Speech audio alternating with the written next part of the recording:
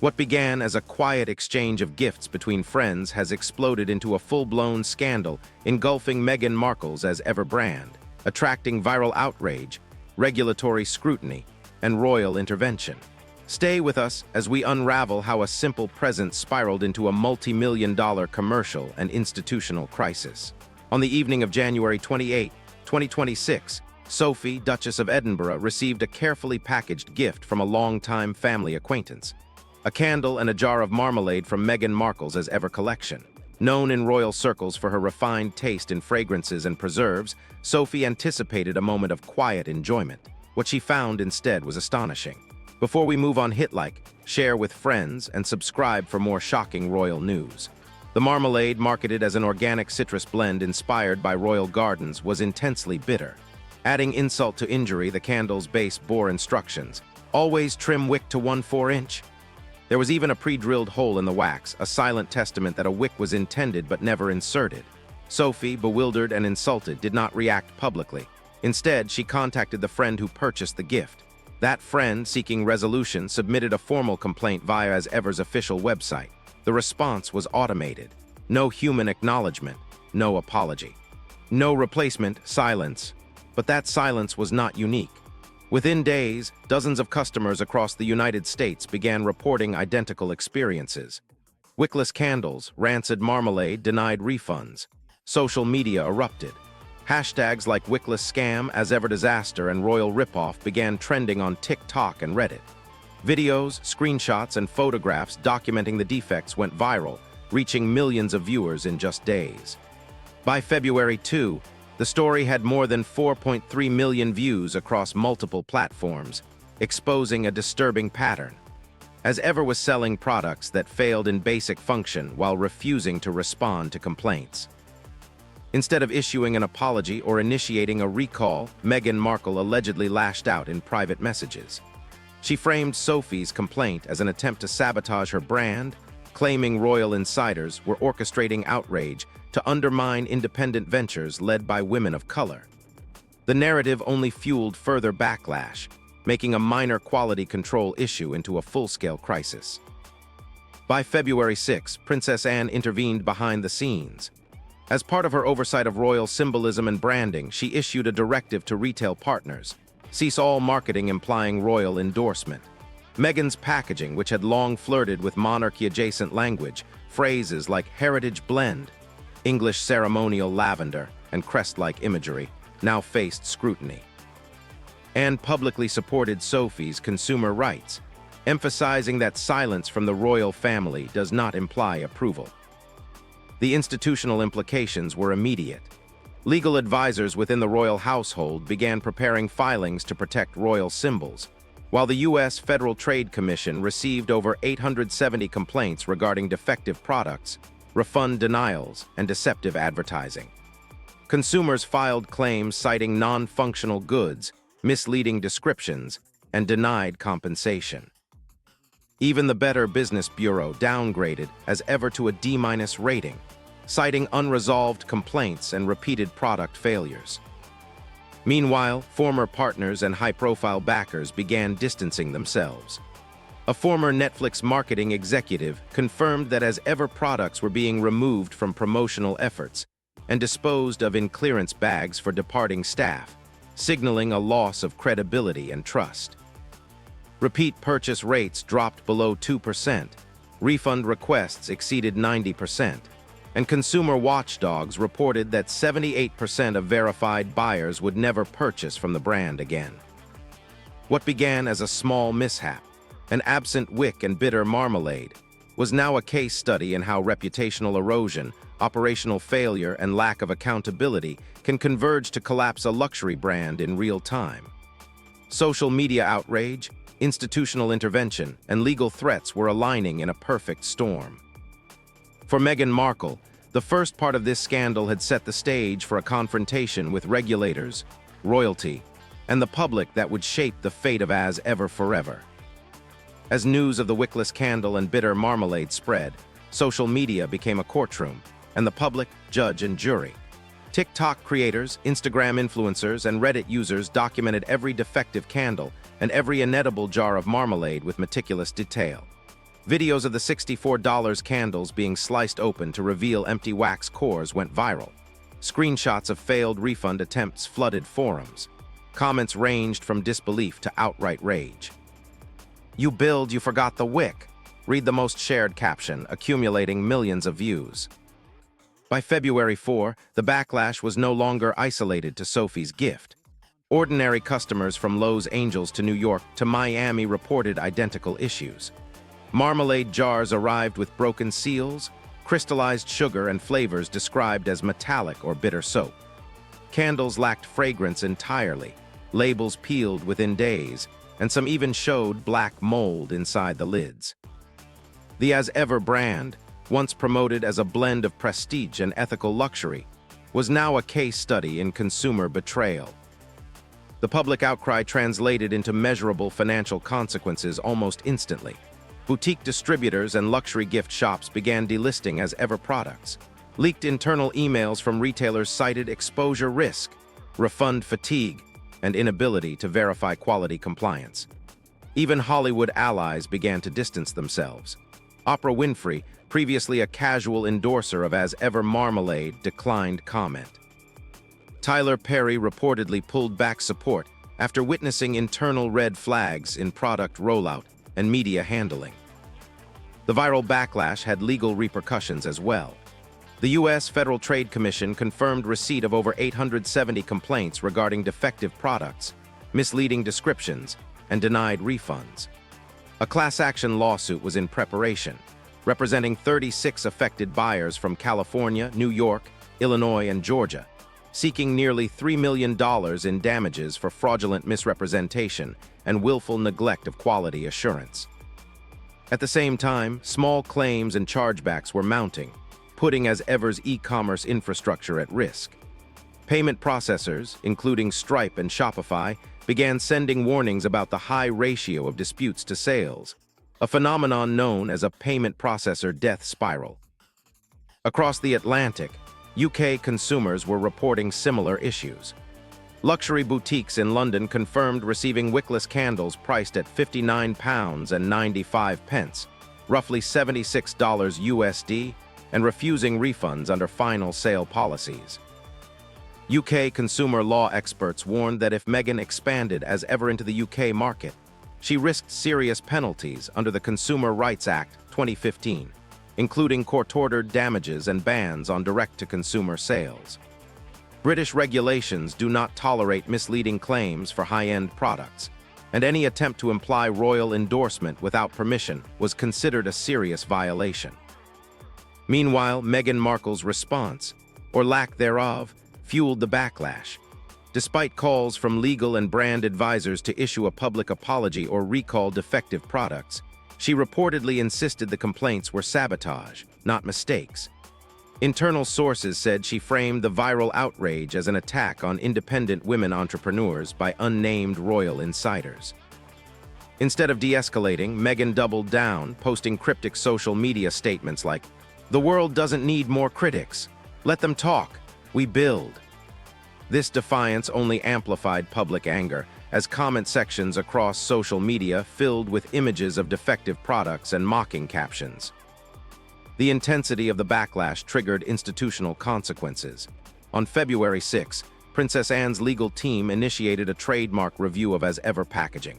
Terms like "inspired by royal heritage" were flagged as misleading. Buckingham Palace issued a public clarification. No member of the royal family endorses or is affiliated with As Ever.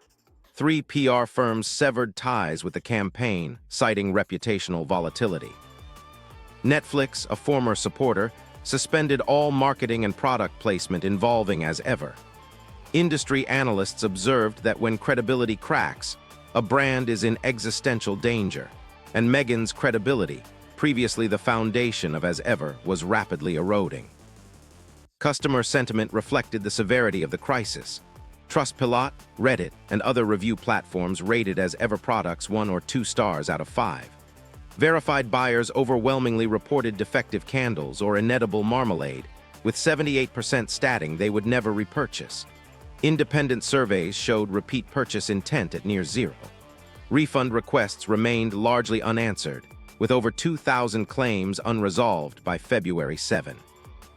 Meanwhile, consumer watchdog campaigns like As Ever Receipts encouraged users to document their defective products, fueling the viral narrative and maintaining pressure on the brand. The combination of social media fury, legal escalation, and regulatory scrutiny created a perfect storm. As Ever's image as a luxury, ethical, and prestigious brand had disintegrated within days. What started as a minor product defect had transformed into a multi-jurisdictional crisis with consequences in the US, the UK, and the broader global luxury market. As viral outrage accelerated, the world began to see a new reality. Meghan Markle's brand was under siege, facing public humiliation, consumer revolt, and institutional enforcement simultaneously. By early February, what had begun as a viral consumer outrage over defective candles and marmalade escalated into formal legal scrutiny. Across the Atlantic, multiple jurisdictions were now evaluating As Ever's operations, packaging, and marketing claims. In the United States, the Federal Trade Commission received hundreds of complaints, citing deceptive advertising, denial of refunds, and the sale of non-functional goods. One filing described the product succinctly. "I paid $64 for a candle that cannot burn because it has no wick. This is fraud." Simultaneously, law firm Prescott and Langston LLP prepared a class action suit representing 36 affected buyers from California, New York, Illinois, and Georgia. The plaintiffs' alleged breach of implied warranty, fraudulent misrepresentation, and willful negligence. The projected damages included full refunds, shipping reimbursement, and punitive damages, totaling nearly $3 million. Legal analysts noted that As Ever's refusal to respond to complaints exacerbated liability. Multiple chargebacks filed with major credit card processors placed the company in immediate financial jeopardy, with warnings issued that continued disputes could trigger account freezes, effectively halting e-commerce operations. Across the Atlantic, the UK presented a different, equally serious set of challenges. Luxury retailers reported defective As Ever products, and buyers demanded refunds under the Consumer Rights Act 2015. UK regulators warned that misleading claims, particularly references implying royal endorsement, violated established legal protections. Buckingham Palace, acting through Princess Anne, issued a rare clarification stating no member of the royal family endorses As Ever.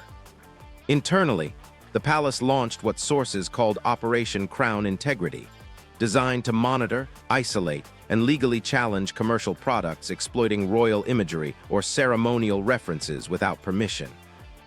Institutional intervention was swift.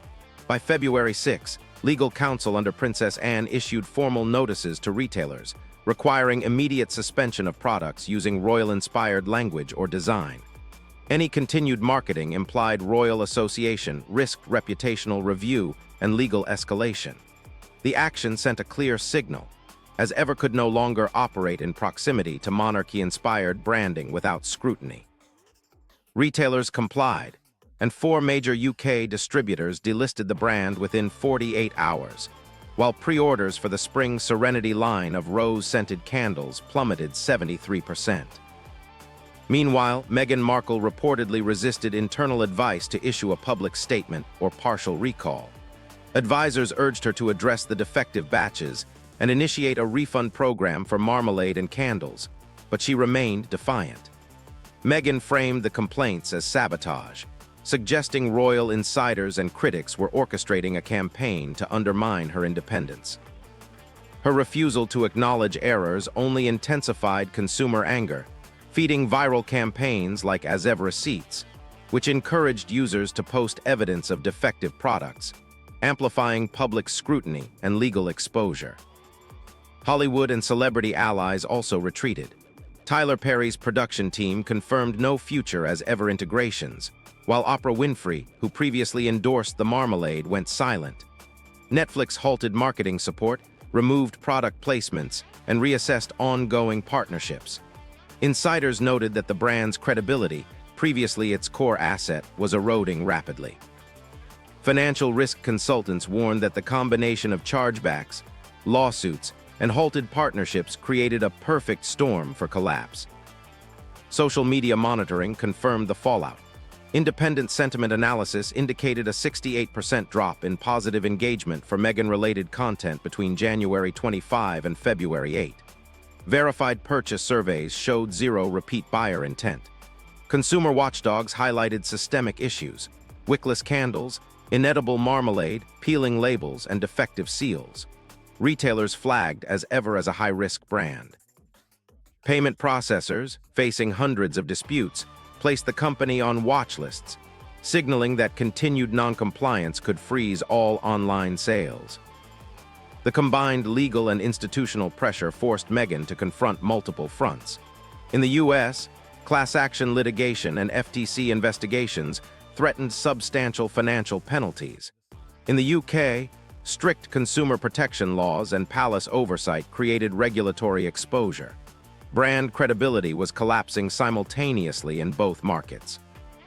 Analysts emphasized that the crisis was compounded by Meghan's refusal to engage transparently, her defiant messaging, and the viral amplification of consumer grievances. As of February 8, As Ever was no longer a boutique luxury brand.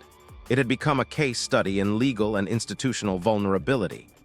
Customers had mobilized publicly, regulators were investigating, and the royal family had strategically disengaged, leaving Meghan to navigate a complex legal landscape alone. Sources indicated that if she failed to act decisively, both financial and reputational ruin were imminent. The crisis was no longer about defective candles. It had evolved into a full-scale institutional reckoning, with Meghan Markle at the epicenter. By mid-February, the As Ever scandal had reached its apex. Social media campaigns, regulatory inquiries, and institutional pressure converged, creating an environment where recovery seemed increasingly unlikely. TikTok, Instagram, and Reddit were flooded with visual evidence of defective products: wickless candles, marmalade jars with broken seals, and labels peeling within days. Viral hashtags like ScamEver, Wickless Crisis, and Royal Ripoff dominated trending pages, reaching millions globally. Public outrage was no longer passive commentary. It had become organized and relentless. Influencers, journalists, and everyday consumers alike amplified the narrative, framing As Ever not as a brand failure, but as a symbol of mismanagement, overpricing, and inattention to accountability. Financially, the consequences were severe. Payment processors including Stripe, Shopify, and PayPal had issued warnings and temporarily frozen As Ever's accounts due to excessive chargebacks and refund disputes. Boutique retailers in Los Angeles, New York, Miami, and London delisted all products, citing risk management and reputational concerns. Netflix removed As Ever placements from upcoming content and suspended marketing budgets tied to the brand. Celebrity allies withdrew public endorsements, leaving Meghan isolated from the Hollywood networks that had once bolstered her credibility. Refund requests, chargebacks, and pending lawsuits created immediate liquidity issues, forcing her team to allocate resources primarily to damage control rather than growth or innovation. Legally, As Ever faced simultaneous battles on two continents. In the United States, the class action suit prepared by Prescuit and Langston LLP moved forward, alleging fraud, breach of implied warranty, and deceptive marketing. Over 870 consumer complaints filed with the Federal Trade Commission further amplified potential liability. Analysts estimated possible penalties in the hundreds of thousands of dollars, with additional damages if evidence showed repeated negligence or intentional disregard for quality standards. In the United Kingdom, Operation Crown Integrity, spearheaded by Princess Anne's office, ensured regulatory and civil scrutiny of As Ever's use of royal-inspired branding. UK consumer protection laws, particularly the Consumer Rights Act 2015 and Advertising Standards Authority regulations, left the company exposed to court-ordered fines, mandatory recalls, and potential restrictions on future sales. Internally, As Ever's operational structure had collapsed. Former employees resigned en masse, citing toxic internal communications, lack of accountability, and mismanagement. Logistics and customer service teams were overwhelmed by the volume of complaints. Former factory partners revealed ignored machinery calibration issues, explaining how wickless candles were produced without detection. Brand morale was at an all-time low. Advisors and legal counsel repeatedly warned Meghan to issue a recall, address the defective products transparently, and implement a refund strategy. But she continued to frame the crisis as sabotage, refusing to concede fault. Her defiance, while maintaining personal pride, contributed to further erosion of consumer trust and institutional goodwill. The royal family's response was strategic and decisive. Princess Anne's office confirmed formal oversight measures and clearly communicated that any commercial venture leveraging royal symbolism without authorization would be subject to enforcement. Duchess Sophie maintained a firm, principled stance, refusing private reconciliation attempts. Prince Edward supported Sophie, reinforcing a unified message. Accountability, transparency, and respect for institutional integrity were non-negotiable. The palace's measured disengagement effectively isolated Meghan, leaving her to face both legal and reputational consequences alone. By February 15, the combined effects of social media exposure, legal pressure, and institutional distancing had transformed as ever from a boutique luxury brand into a cautionary tale. Repeat purchase intent had dropped to near zero, consumer sentiment was overwhelmingly negative, and multiple lawsuits were active in courts across the US and UK. Industry analysts described the collapse as an example of how quickly celebrity-backed brands can fail when operational rigor, accountability, and public trust are ignored. Media coverage shifted from product-focused reporting to broader cultural critiques, overpricing, prestige illusions, and the pitfalls of personal ego in entrepreneurial ventures. On a personal level, Meghan Markle faced isolation and reputational damage on multiple fronts. Celebrity allies withdrew support, corporate partnerships faltered, and public perception shifted from admiration to skepticism. Even prior supporters expressed fatigue and disappointment. Analysts concluded that the scandal had permanently altered her personal brand identity. No future venture could rely solely on celebrity cachet without demonstrating operational competence and transparency. The broader lessons were clear. Luxury and celebrity influence cannot replace product quality, transparent communication, or institutional compliance. Consumer power, amplified by social media and watchdog organizations, proved decisive in shaping legal and reputational outcomes. Institutional oversight, exemplified by the royal family's intervention, underscored the importance of respecting both legal and symbolic boundaries. Ultimately, as ever became a study in cascading failures, operational oversights, public defiance, institutional backlash, and legal accountability combined to create a full-scale brand collapse. By February 20, the As Ever brand had effectively ceased functioning. Websites went dark, social media accounts paused, and pending legal claims became the primary focus. What began with a wickless candle and sour marmalade had evolved into a cautionary narrative on ambition unchecked, the perils of ego, and the unforgiving intersection of commerce, celebrity, and institutional scrutiny. For Meghan Markle, the fallout was more than financial, it was existential. As Ever was not merely a failed brand. It was a lesson in trust, accountability, and the cost of ignoring systemic responsibility.